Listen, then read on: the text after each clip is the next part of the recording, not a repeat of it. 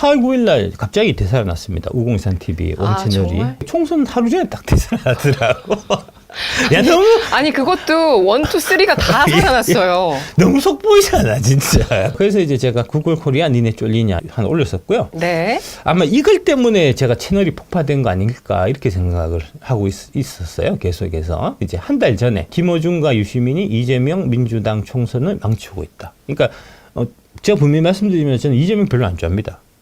저하고 이제 좀 정치 철학이나 이런 부분들이 안 맞기 때문에. 네. 하지만 그럼에도 불구하고 이재명 당대표가 민주당을 장악해서 자기가 주도적으로 당을 이끌어가는 이게 당연히 맞다고 생각하고요. 그게 왜냐하면은 민주주의 원칙과 상식에 맞는 거니까요. 네. 이제 저는 그런 생각을 하고 있고 중간에 이제 조국 혁신당이라는 애들이 나와서 딴 살림 차리고 이제 딴 마음을 먹고 있는 게 너무 많이 보이니까 그나마 이제 이번 총선에서 민주당이 압승을 해서 다행이지 민주당이 뭐 과반 밑으로 갔었으면 이제 네. 조국 때문에 되게 골머리 아팠을 겁니다, 사실.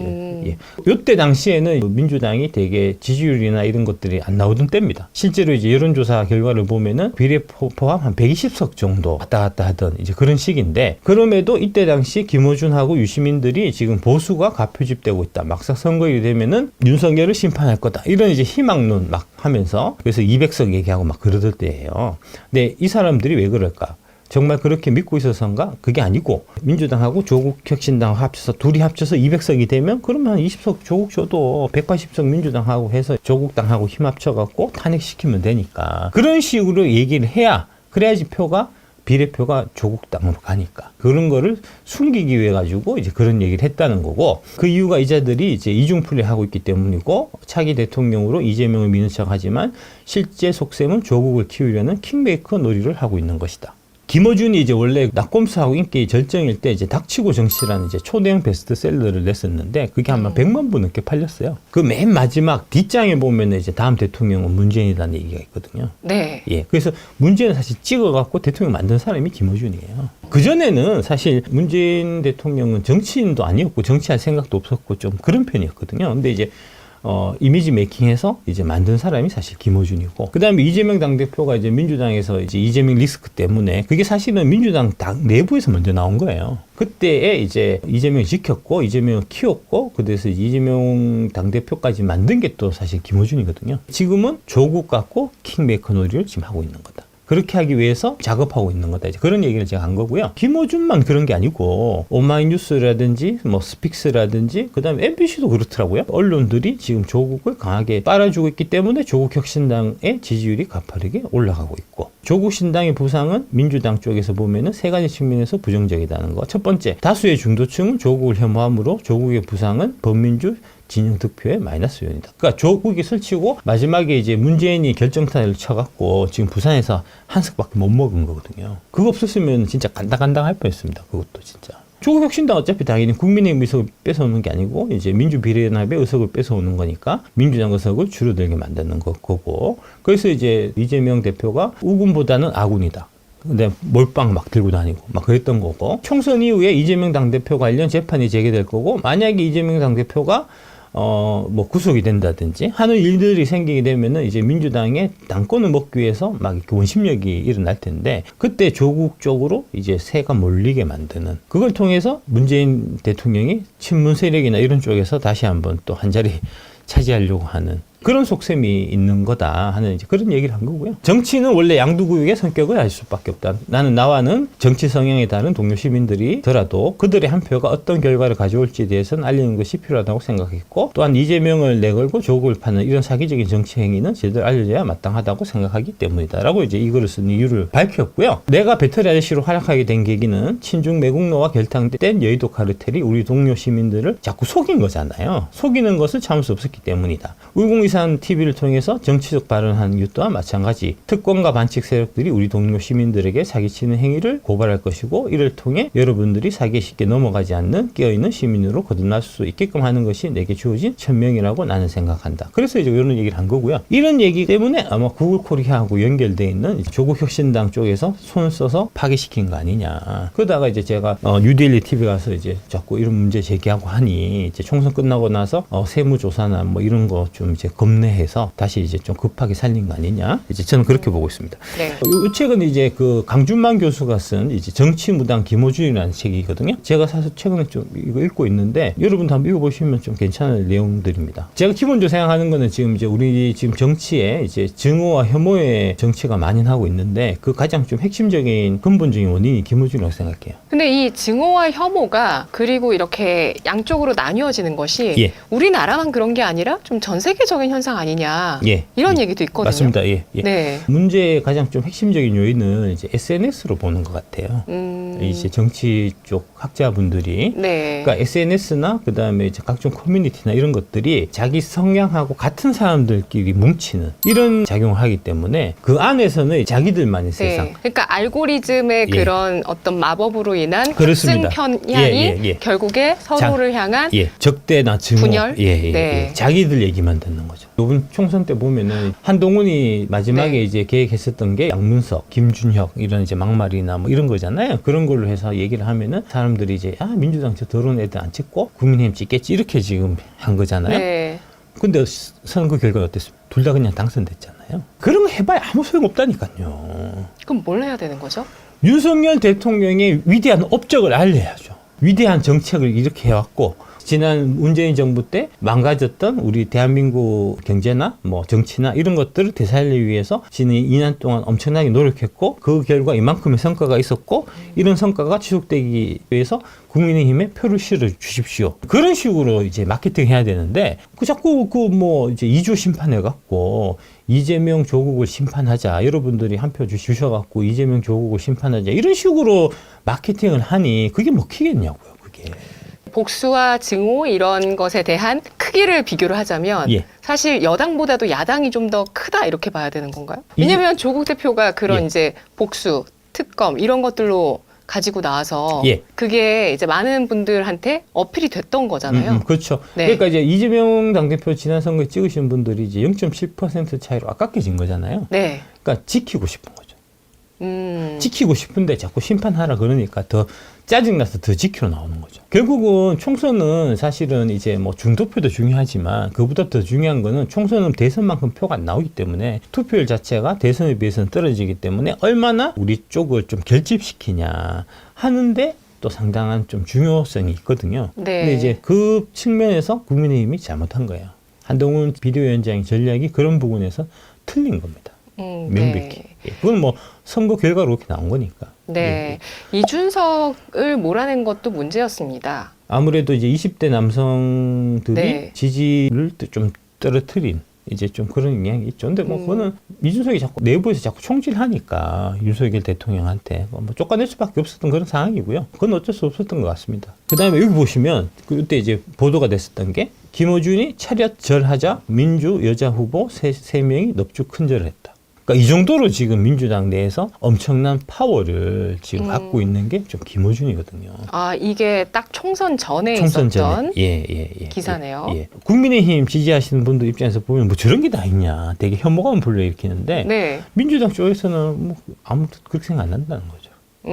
그러니까 완전 분리된 세상이에요. 분리가 너무너무 심해져 갖고 네네네. 이제 가는 이제 이런 상황이라서 네. 이거는 이제 정치 발전의 큰 위기 요소다라고 제가 생각을 하고 그래서 이제 이 우공산 채널을 하는 겁니다. 맞습니다. 그러니까 우리나라가 경제는 선진국이잖아요. 예. 근데 금융, 정치 이런 것들은 아직 후진국이다 이런 자조하시는 분들 많으시거든요. 정치가 좀 퇴보되고 있는 것 같아요. 여의도 쪽하고 정치 두 가지가 지금 퇴보되고 있는 것 같아요. 네. 예, 경제나 뭐 산업 이런 쪽은 이제 계속해서 우리가 선진국 쪽으로 잘 가고 있는데 흥하고 있잖아요. 예, 흥하고 있는데 네. 여의도 금융하고 정치만 지금 자꾸 퇴보하고 있는 것 같아서 이제 이래서는 안 되겠다. 이제 여의도의 선진화, 이제 금융개혁을 위해 가지고 이제 매사 아저씨로 열심히 활약을 했었고, 그 다음에 네. 이제 정치까지 지금 좀 활약을 해야 되겠다 싶은 이제 뭐 그런 생각이고요. 그래서 우리가 글로벌 최고의 정치 선진국으로 거듭나면 되죠. 그렇죠. 예, 네. 예, 예. 저는 그게 목표라고 생각합니다. 예. 네.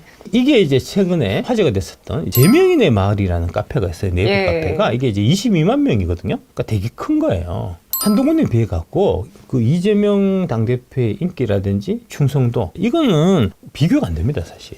팬덤 대 팬덤으로 붙어갖고는 못 이겨요. 그쵸. 한동훈은. 근데 정치에도 팬덤이 엄청 중요하잖아요. 중요하죠. 당연히 중요하죠. 네. 그러니까 정치는 지지를 먹고 사는 거잖아요. 그러니까 지지를 많이 받는다는 건 좋은 거죠.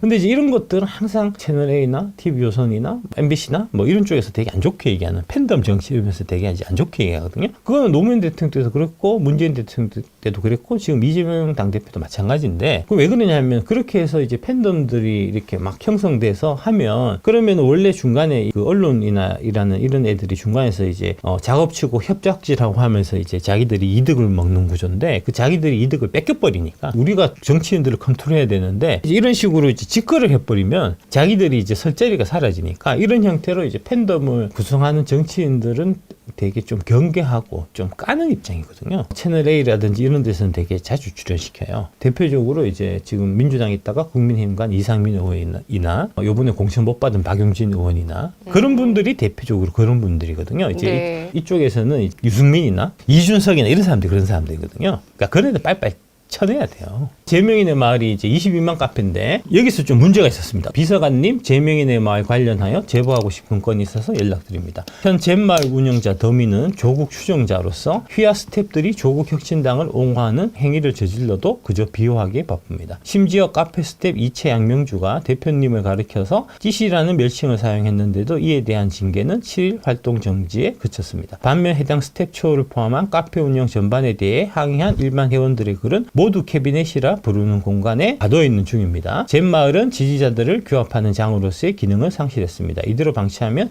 대표님께 힘이 되어 드리기는커녕 누를 끼치게 될 가능성이 다분합니다. 이제는 MBN에서도 해당 내용에 대해 다루기 시작했습니다. 링크 나오는 대로 공유드리겠습니다. 적절한 조치가 시급히 필요한 상황입니다. 여기 얘기 나오는 MBN의 다른 내용이 바로 이겁니다. 네이버 뉴스에 이재명 팬카페에서 금지가 된 문조국 분석은 해서 이건 안 되는 거잖아요. 원래 제명인의 말이 이재명 대표를 이제 지지하기 위해서 만든 카페인데 그 안에서 조국 장사하면 안 되는 거잖아요. 그러니까 이런 형태의 이런 거는 안 된다는 거죠. 이거는 진짜 상도에 어긋난 겁니다. 일찍 나가 찍자고 해서 김태선, 민영배, 허성무, 박재호, 홍익표, 조한기, 송기호, 복귀왕, 항의 후보들인데 네. 이 사람들이 민주당 후보잖아요. 네. 근데 9번 조국 혁신당하고 같이 사진 찍어서 저런 식으로 나가면 안 되는 거거든요. 안 된다고 이거는. 엄연히 이거는 선거법 위반이라고 이게. 일하고 있다고 지금. 이건 잘못된 거잖아요. 상도에 어긋난 거죠 이거는. 당이 엄연히 다른데 지민 비조하자는 그 얘기잖아요. 그 얘기를 조국 쪽에서 할 수는 있지만 이런 식으로 해서 조국이 민주당 후보들 만나갖고 민주당이 엄연히 비례정당이 위성 비례정당이 따로 있는데 이런 식으로 사진 같이 찍고 그 사진 활용해서 일찍 나가 찍자고 이런 식으로 지민 비조를 이렇게 부추기는 이거는 말도 안 되는 거거든요. 김용민 씨가 과거에 한번 올린 페북입니다. 김용민 씨는 그 낙검수 멤버 이제 잘 아시죠? 김용민 씨하고 지금 김어준 씨하고 사이가 안 좋거든요. 네. 결별했는데 네. 그 결별한 그 무렵에 이제 김용민 씨가 진보 언론 기자연 하는 사람들이 가장 빵 터지 하는 게 뭔지 아십니까? 아니 A는 B하고 같이 방송 출연했는데 갑자기 비판하지. 아니 C는 D 언론사하고 일을 같이 했는데 왜 이렇게 공격하지 하는 뭘 잘 모르는 빠들의 짓거림입니다. 어제의 동지도 오늘 사납게 물어뜯을 수 있다는 점. 이런 기계가 진보 언론의 존재의식입니다. 물론 어제의 동지는 실전하는 절대 권력에 비하면 만만하고 덜 무섭긴 하죠. 그래서 먹잇감으로 유용한 면도 있습니다. 김어준 총수는 참 안 됐습니다. 어제는 팟캐스트 출연해주고 다음 날엔 음모론자로 비수 꽂히고 며칠 전엔 강간 문화에 신호 운운하는 소리도 듣더만 요컨대 저는 김어준처럼 안 삽니다. 다중인격자들과 왜 거래합니까? 김어준이 이중플레이 한다는 얘기입니다. 그러니까 문재인도 그렇고 이중플레이 하는 사람 나 싫어. 그래서 얘기한 겁니다. 어제 동지도 오늘은 적이 될 수 있다. 예. 그러니까 내용을 투명하게 해야죠. 뭐든지. 예, 투명하게 해야죠. 제가 이제 국민의힘에 뭐랄까 이런 이제 지령을 받아가지고 이제 윤석열 대통령을 지지하는 뭐 이런 걸 하면 네. 제가 미리 얘기하고 가겠습니다. 돈 받았으면 돈 받았다고 얘기하고 할 거고 자리 약속 받았으면 제가 자리 약속 받았다고 얘기하고 할 겁니다. 근데 제가 옆에서 뵀을 때는 그 누구가 말려도 하실 말씀 다 하실 것 같아요. 이게 이제 테라포밍이거든요. 네. 이제 어떤 특정한 목적이 있는 사이트에 들어가서 그 사이트의 방향성을 바꿔버리는. 카페 같은 경우는 이제 카페 주인장만 잘 구워 삶으면 이 카페의 방향성을 아예 바꿔버릴 수가 있거든요. 그게 이제 아까 제명인의 마을에 있었던 거고요. 이와 유사한 테라포밍 사례가 과거에도 많이 있었습니다. 박지모와 금융선진화. 원래 처음 그랬잖아요. 그러니까 박수영 시키는 모험이잖아요. 근데 이제 여기서 보면 스텝이라서 이렇게 글을 남깁니다. 지금 하나 된 카페가 아니라 박순영 지킨다는 명목하에 금융개혁이 아니라 국힘 밑에서 금융개혁을 꿈꾸는 역겨운 발상이다. 이게 카페 스텝이 남긴 글이에요. 이러면서 이 이제 박지모 카페가 박순영은 안 지키고 민주당을 지키는.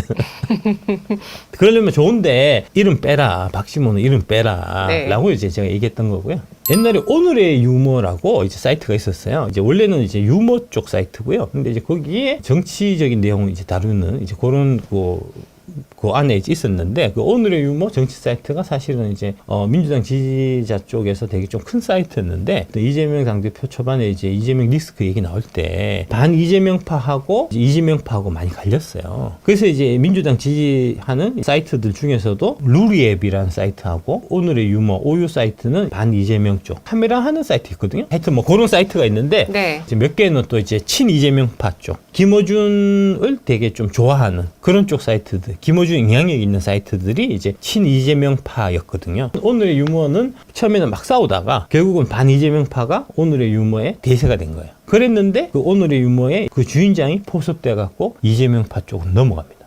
오. 예. 그러면서 네. 이제 이재명 막 그전에 이재명 막 비판하는 것들이 이제 막 위로 올라왔었는데 그런 것들은 다 숙청, 차단시키고 글 쓴 사람 글 못 쓰게 하고 오늘의 유머라는 사이트가 완전 망가지게 만든 그런 거고요.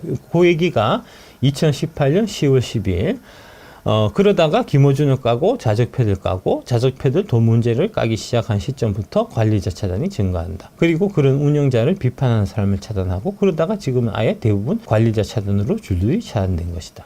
회원들이 변변찮은 무기도 없이 성벽에서 죽어라 싸우며 성을 지켰더니 성주가 적에게 성문 열어주고 그걸로 그치지 않고 성주가 그 싸우는 군인들을 하나하나 찾아가서 직접 일일이 하나씩 칼로 찔러 죽이는 거다.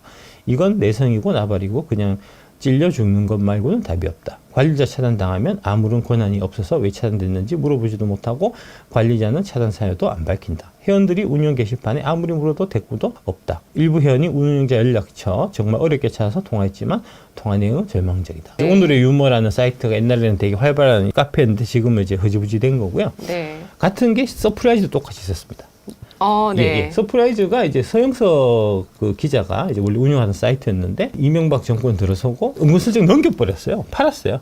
그거 산 사람이 누구냐면 이제 독고탁이라고 이분이 이제 천안함 음모론 많이 얘기했었던 분이고요. 원래 서프라이즈는 노무현 대통령 지지 이런 좀 느낌이었는데 그거를 이제 확 바꿔버려요. 되게 오래된 역사입니다. 이제 그런 얘기고요. 네. 예. 테라포밍. 예, 테라포밍. 네. 예. 문재인 전 대통령 부부가 방송인 김어준 씨가 기획하고 탁현민 전 청와대 의전비서관이 연출한 대중 콘서트에 참석했습니다. 이게 이제 4월 5일에 있었던 거예요. 사진 예고도 없던 깜짝 방문으로 아들이 문준용 씨의 미디어 아트를 감상하기 위해 방문한 것으로 전해졌습니다. 이렇게 돼 있는데 그러니까 결국은 이게 조국 띄웠는데 뒤에 문재인, 유시민, 김어준 이런 사람들이 다 연결돼 있었다는 거죠. 이런 행사도 했군요. 예. 네. 이러면 안 된다고. 이건 반칙이잖아요. 이거는 반칙이잖아요. 떳떳하게 내놓고 해야지 하려면. 김어준이 얼마나 자기 밑에 이제 정치인들을 꿇어앉히기 위해서 엎드리게 하기 위해 가지고 예를 많이 썼다. 인터뷰를 보면 알 수 있습니다. 김어준의 뉴스공장 문재인 대선 1번 주자로서 역사가 역행되지 않도록 저희선 역할을 하겠다. TBS 뉴스고요. 2016년 12월이면 막 촛불 시위 막 하고 고무렵이고 네. 인터뷰를 한 거예요. 문재인 대통령이 호랑이 문재인을 보게 될 거다. 그 이재명 당대표가 이때는 되게 좀 무명이었는데 성남시장으로만 지금 있었는데 이때 당시 이제 사이다 발언 이런 걸로 해서 되게 뜰 때예요. 그래서 이제 그거하고 대비해가지고 이제 문재인 대통령은 너무 유부단하지 않냐, 답답하다 이런 소리를 많이 듣던 때예요. 그 관련된 질문을 하니까 거기에 대해서 김어준이 뭐라 그랬냐면은 호랑이 문재인이요? 어흥 한번 해보세요 이랬다는 거 아닙니까? 되게 무리한 거잖아요. 네. 그냥 이제 웃고 넘어갔고요. 네. 예. 길들이기 계속합니다. 김어준 문재인 대통령은. 석 달 뒤에 대통령이 될 사람을 불러갖고 해봐라 라고 한 거거든요. 자, 문재인 전 대표님 따라해보세요. 라디오는 TBS, 시사는 뉴스공장, 손석희보다 김어준, 김어준 짱, 네 잘하셨고요. 이걸 시킨다는 거예요. 네네네. 예.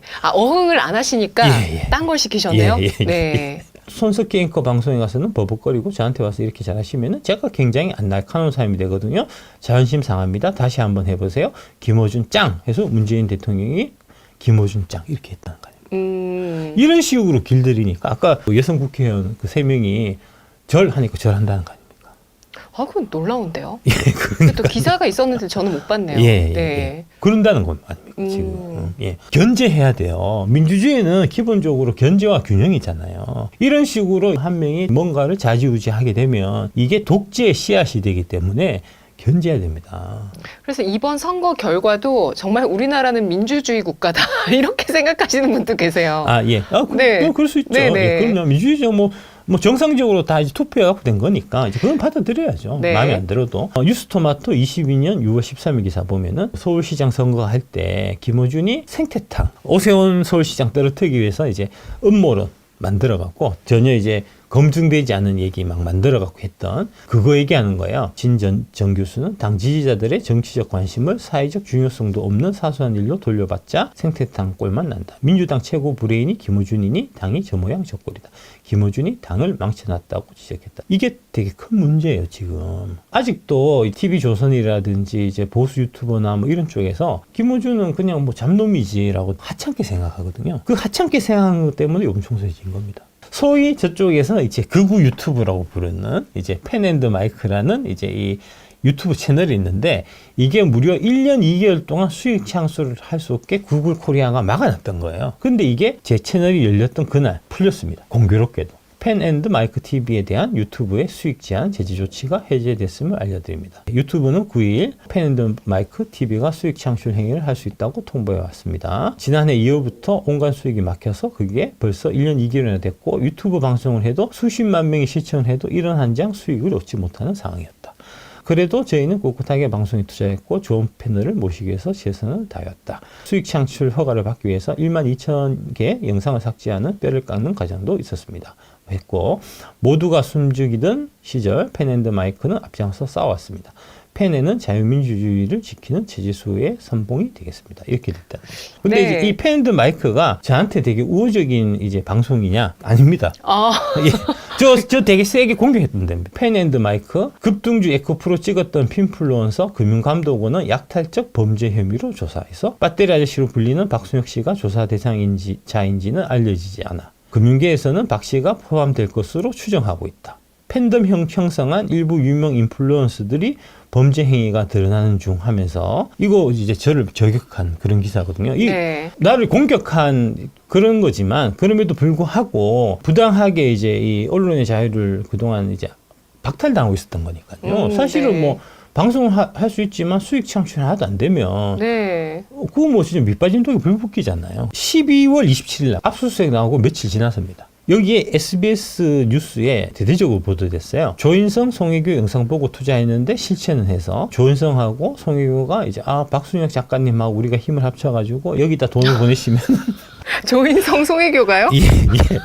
뜻깊은 일에 쓴다고. 뜻깊은 SBS 8시 뉴스에 났었어요. 1분 만에 뚝딱 음란물도 총선 출마 영상도 가능하면서 이걸 누가 설명했는데 여기에 또 제 걸 쓰더라고요. 그리고 이게 10일, 27일이잖아요. 이때가 이제 그 압수수색 나오던 그 무렵이거든요. 김어준의 겸손 힘들어. 거기에서도 이 교수님이 딥페이크 관련해서 말씀하셨는데 그 예시를 꼭 내 걸 쓰더라고요. 다른 사람의 딥페이크도 많이 있거든요, 분명히. 네. 예. 유재석도 딥페이크 있고 하니까 아마 그럴 때인데 굳이 내 거를 갖고 압수수색 나오고 하는 그 시점에 맞춰가지고 SBS 8시 뉴스에 틀고 하는 게 기사를 처음부터 끝까지 꼼꼼하게 보는 게 아니기 때문에 그쵸. 그냥 이렇게 보다 보면은 저 박순혁이라는 사람이 이렇게 막 저렇게 연루돼서 나쁜 짓을 벌리고 있구나 식으로 이게 이미지 메이킹이 되거든요. 그쵸. 예. 확인할 수는 없지만 뒤에 네. 이제 뭔가 의도가 있는 거 아니냐 하는 생각 했다는 거고요. 24년 2월 20일 날 이게 다시 나와요, 또. 근데 이게 12월 27일 날 2달 전 건데 네. 이 기사가 왜 다시 나오는 거죠? 이것도 이상하다는 거죠. 제가 느끼기. 민주당하고 조국혁 신당 신나게 까니까 그것이 알고 싶다 해서 이거 갖고 인터뷰를 하자고 다시 연락이 왔더라고요. 이거요? 예, 이런 내용을 딥페이크 갖고 영상? 딥페이크나 유명인 사칭 해가지고 네. 관련해서 피해자들이 많이 있으니까 저랑 이제 인터뷰를 좀 하고 싶다. 그 박순혁 작가님도 피해자니까 뭐 이런 식으로 접근하는데 네. 제가 기분이 안 좋아가지고 좀 의심스러워서 안 한다 그랬습니다.